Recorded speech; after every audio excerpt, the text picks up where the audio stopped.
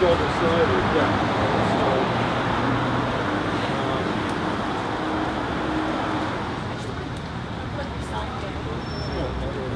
Oh, yeah.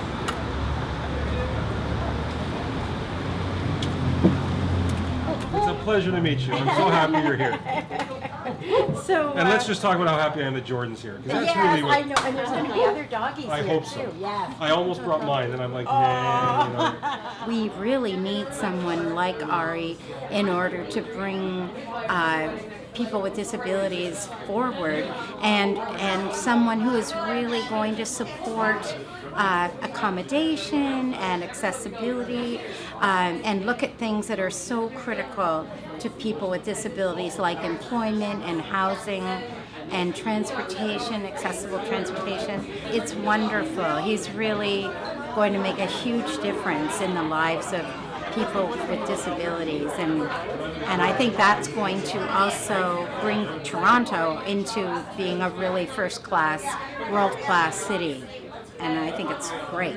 I don't care that this is an issue that doesn't poll. I don't care this isn't an issue that is glitzy or glamorous. It's one that is crucially important, and for me, it started many, many years ago. Kay Leslie, do any of you know Kay Leslie? Just by... Thank you, Jordan, for bringing Kay. I appreciate that. Because Jordan will know that it was very important for me to see Jordan tonight. And there are two beautiful dogs here as well. And I'm so happy that they could come with their owners. Now, that's how I view it. I know it's like, you know, people for... No, dogs. Everything is about dogs. But Kay is amazing, and Kay, as you know, is somebody who has basically proven so many of the things that I'm talking about tonight about what happens when there is an equal opportunity, and that is not lip service. And as we get into some issues tonight, I really want you to understand that I'm going to get specific, but Kay is just a tremendous person. She is somebody that proves every day that there is nothing. And Jason Michel is here, by the way, and he's a Crown, who I do cases with his dog Boris. And, you know, we won't hold that against you, though. no, I know. And by the way, in the Q&A, we can get into all the defense lawyer stuff you want, because I am very proud of All what the I secrets. do. So, there are no group of people more underemployed and unemployed than people with disabilities. To me, it is an absolute scourge. It is a disgrace. What in the world is the role of government if it isn't to right some of the wrongs that we're talking about tonight? And it is something I feel extremely passionate about, because we have seen this perverse idea in this city. And I wasn't politically active before this. It's so bizarre to be standing here, in a way. It's so bizarre. But this has turned into, anytime somebody at City Hall, municipally, provincially, you know, wants to do something, all you hear is the peanut gallery going, no, it's the private sector. If we could channel 1/10 of our energy into something positive in this city, we would actually help thousands and thousands of people who currently, because our current administration doesn't think they matter, find work, find the ability to move around the city, to actually become able to get into stores and restaurants that I can walk into easily. These are not things that are talked about. They're not poll winners, they're not exciting, they're not going to be on the cover of any paper. But if we could amass a movement where people say, demand a better conversation, I am so confident that we could start changing the toxicity of City Hall to actually focus on what matters. Now, there's a lady. She's got a big smile because she knows it's her turn for a second, because this is really about people to me, not just policy. But Maria went from somebody, and Maria, you're going to take over in 2 seconds, who nobody would give a chance, nobody would give an opportunity to, and now Maria is an extremely successful businesswoman working at the LCBO, and she is one of my closest friends in the world, and this tells you the power of making a difference to one person. Maria, say a few words.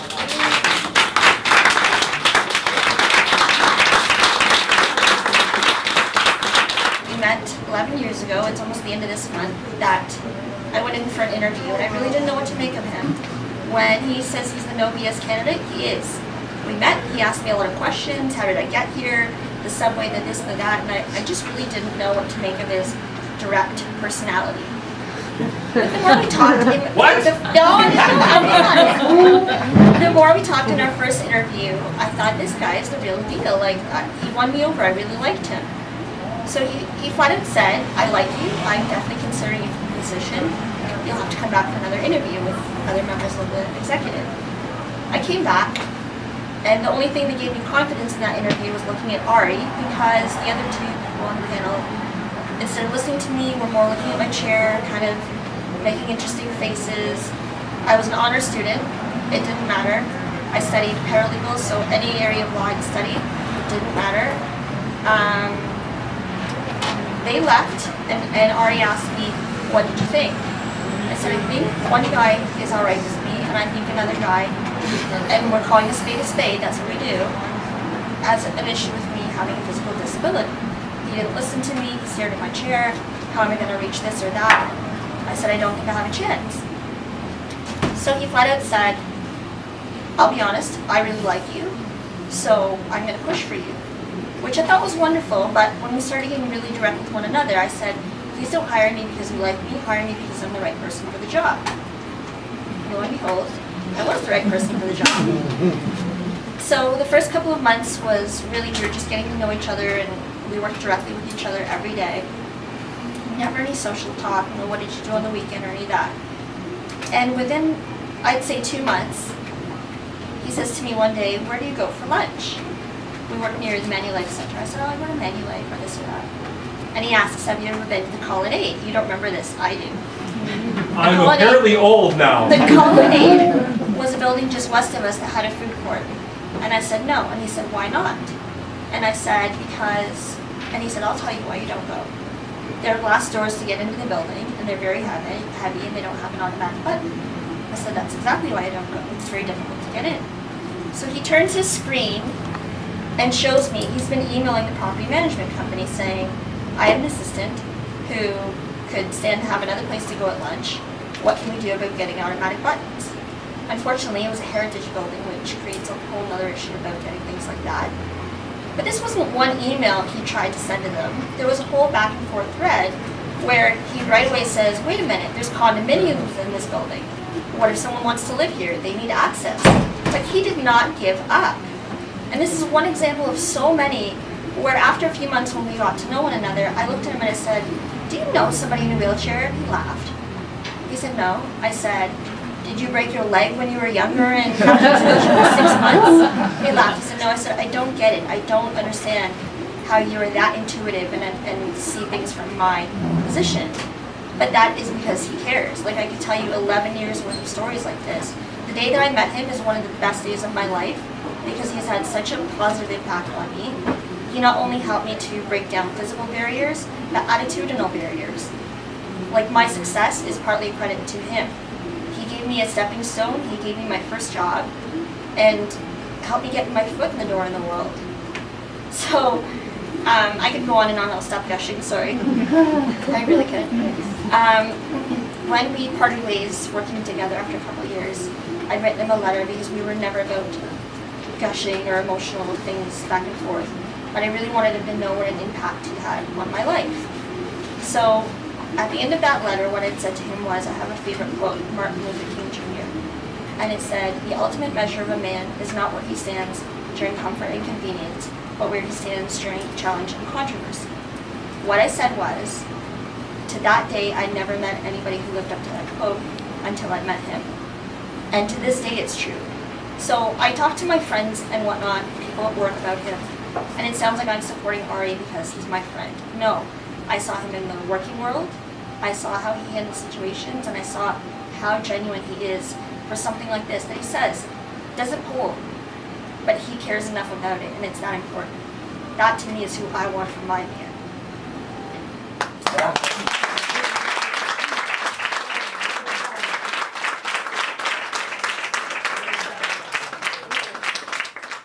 What is this city doing for children with physical disabilities, children in wheelchairs, children who may not have the same lucky breaks I do.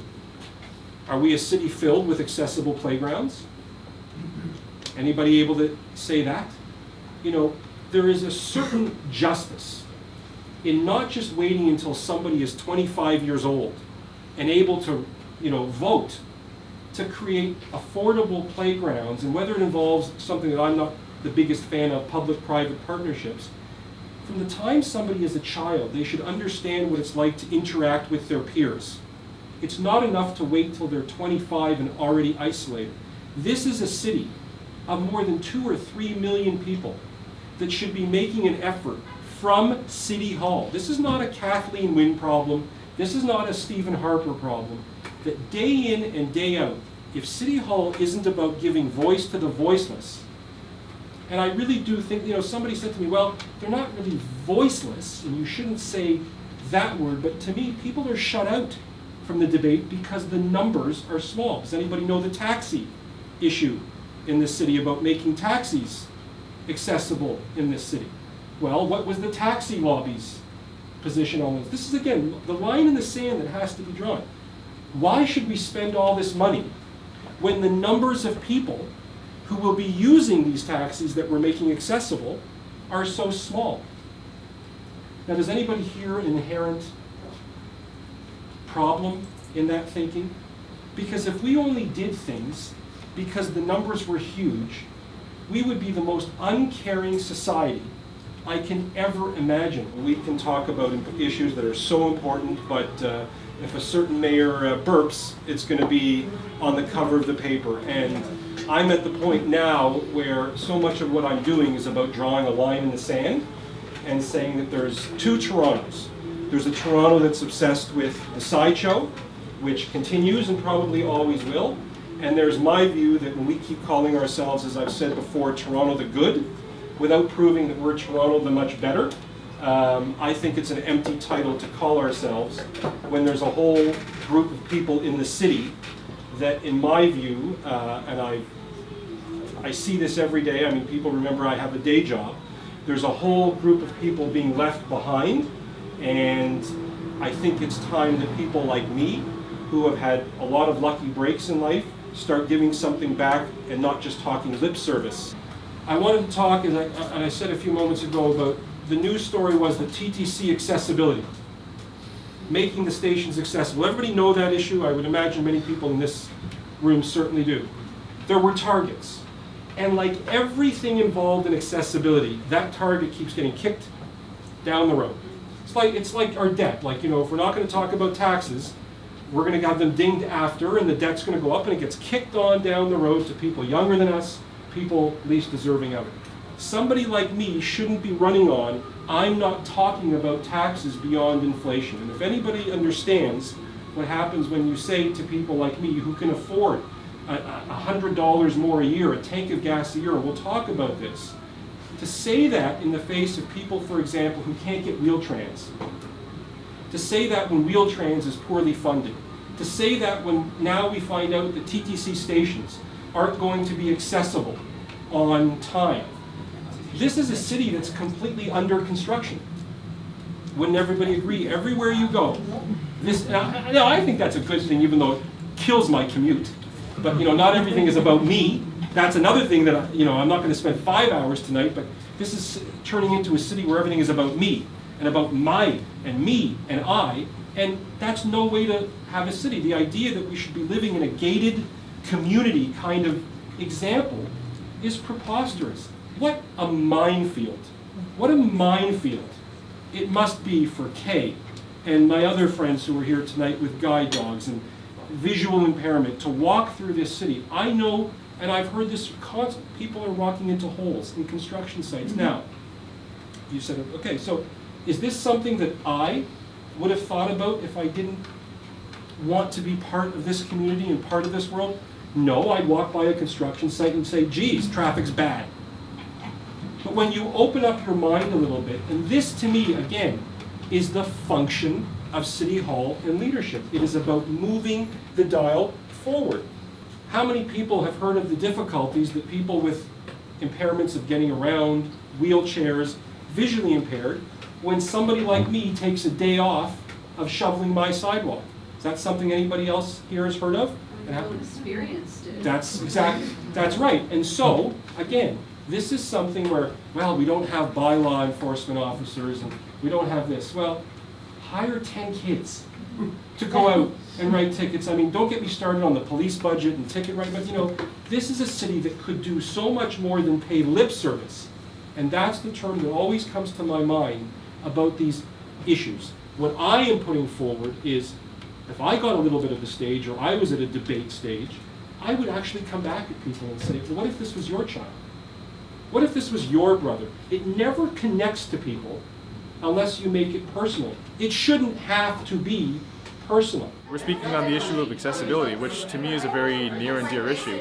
And not just because there are people that I know very close to me that are affected with having a lack of accessibility in Toronto, but also the fact that we should look to our shared humanity and not look at accessibility as an extra issue that we can get to when we have the time or the money or the inclination, but look at accessibility as a universal human right to make sure that, you know, where it comes to our businesses, where it comes to our transit, where it comes to our places of work, that we're making Toronto a big enough city for everyone.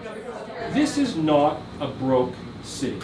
And if any of you have been paying attention, which I know many of you have, to what I'm doing, you know, my platform is about two things: simple economics, raising revenue, and cutting spending. And what I find in this city, and I'm sure it bothers many of you specifically in this room, is we always seem to be able to find money for the haves. There's always money for the haves.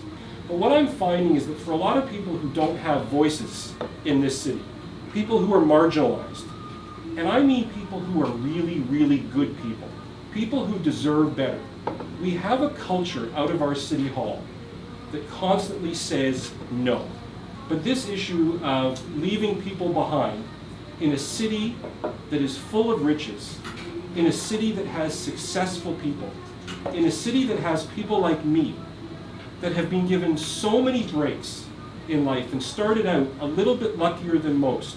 I don't hear other candidates who I can assure you started out a lot luckier than me and a lot more fortunate than me and have a lot more fortune than me ever really putting up and saying, you know what, somebody like me shouldn't be running on no to everybody else. It's not enough to say you don't like our current mayor. It's not enough to say he can go. My whole thing with our current mayor is that it's his philosophy that is the damaging anchor around this city. It is his view of the world that to me has to go. This is a city that only looks inwards. All we do is look in. We need to look out at other cities in the world and look at what's working. I'm just asking you if this is interesting to you. And I know it's a lot to ask because I don't get the light and the spotlight up for that thing that, you know, so many other people get. I don't care. And you know why I don't care? Because I think we're doing the right thing. Thank you everybody for coming. I'm so happy to see you.